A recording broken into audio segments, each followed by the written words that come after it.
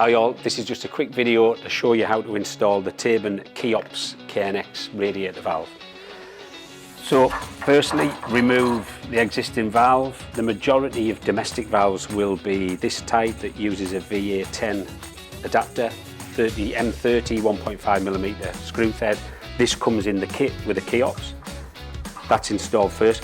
To be honest, actually, before you install this, make sure that the pin is clean by operating it a few times. It quite often gets stuck, and you can see on this one there's a bit of corrosion. So operate the valve a few times, clear any debris. Install the adapter, reasonably tight. The CHEOPS has a little T6 torque which might need removing first to allow you to open the back. There's then a red lever that you need to pull out completely to release the clips.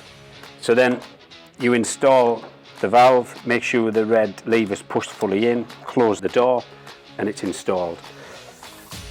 There is also a huge range of different adapters to suit different hydraulic valves, be it residential type valves like this or commercial.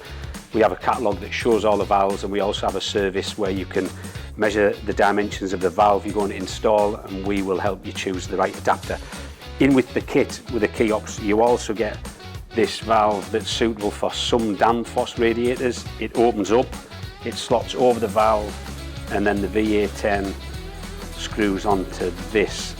It needs to be reasonably tight because there's some torque in the CHEOPS, and if this isn't tight enough, it can sometimes pull the adapter away from the TRV valve.